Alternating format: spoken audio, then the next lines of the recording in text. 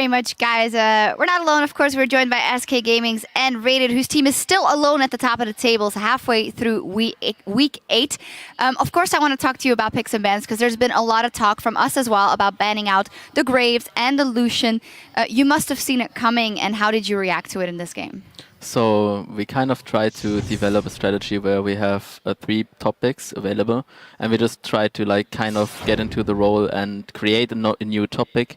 That was in this case Maokai. So when Kog'Maw was out, Maokai was really hard to contest in a way, because whenever Maokai is in the game and there's no like hyper carry available that you can play against it, just the Kog'Maw could have shredded it, and any other AD is just struggling getting through all that HP. So, do you think it hurts you so much that when Lucian and Graves are banned, because you don't get to snowball the bot lane in the same way and like extend your lead from that to every other lane? I guess there was some kind of strategizing problem in that way.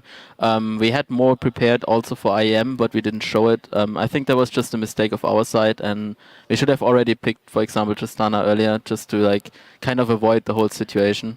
Yeah, you do mention IEM. That's where that Graves Lucian thing came from, as well as the Lulu, well, focus or taking it away. This time, you guys, though, you let it through and you went for your Nami. Is that something you wanted to prove, or just, you know, be comfortable with knowing that in the future you might have that Lulu picked away a lot of times? No, we never felt that Lulu was any problem for our team, at least. We felt more like, because of the AD diversity, I think there were not many ADs similar to Lucian and Graves available at all, and while a lot of supports, we played way more supports in scrims, we didn't actually play Lulu almost at all, but we fell back to it in like tournament situations, because we felt there's so much power behind it, and you also saw it at IEM, a lot of other supports picked it up in the end.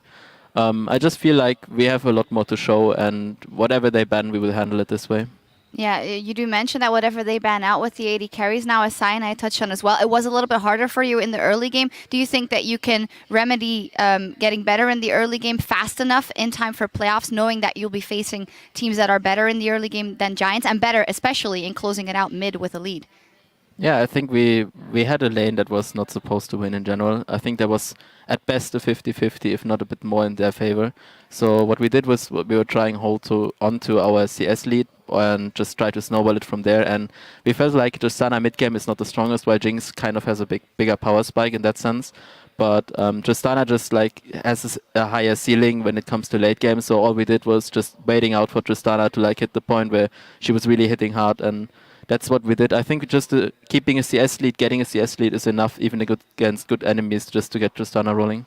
All right. Well, it's funny you mentioned that, because Forgiven was actually down in CS by 20, but he picked it up right after and made it work. So it is testament to how you guys like to play. Congratulations. Good on you picking it back up after IEM, of course, as well.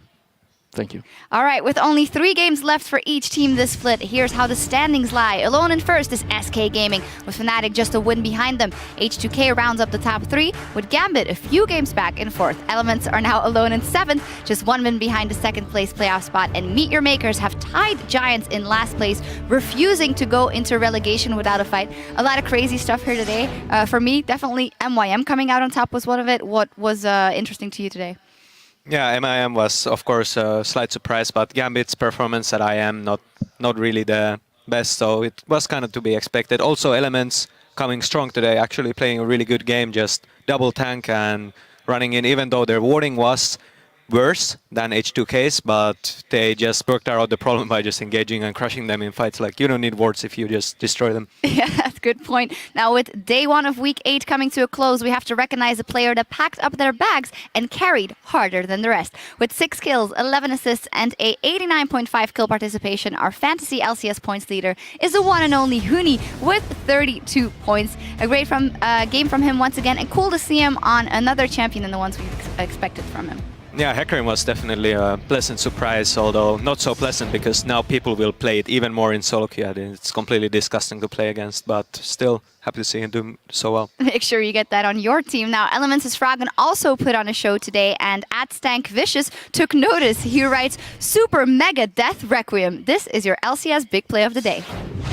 We do see the Prey Seeker going up. Box has already been used. Teleport coming down, follows up from the Requiem. The Mega Death Rocket gets one! Beautiful setup, ulti from Froggen into Reckless here with the big rocket. Yeah, from @stankfishes. I actually worked with St. Fishes a couple of times. It actually smells quite nice, so I don't know if that's accurate. And anyway, keep sending in those plays by tweeting @LL Esports with the hashtag LCSBigPlays, and we'll check out some more of your favorites tomorrow. Now, tomorrow also brings the conclusion of Week 8, starting with Meet Your Makers versus H2K. The Unicorns of Love will face Fnatic, SK Gaming will take on the Copenhagen Wolves, and we'll end the day with Elements versus Gambit Gaming. A key match for Froggen & Co. if they want a shot at the playoffs, and honestly, I think they can take it. Yeah, if they play like they did today, they have a good shot. Just a solid strategy, and like I said, if you win the team fights, it doesn't matter in the end what else happens. Yep, we will see. Our coverage continues tomorrow at 6 p.m. Central European Time, and until Daylight Savings Time kicks in here, that is 10 a.m. Pacific. Now, sadly, we have to sign off until then, but for myself, our guest Cyanide, and the entire broadcast team, thank you for tuning in, and we'll see you back here in Berlin tomorrow.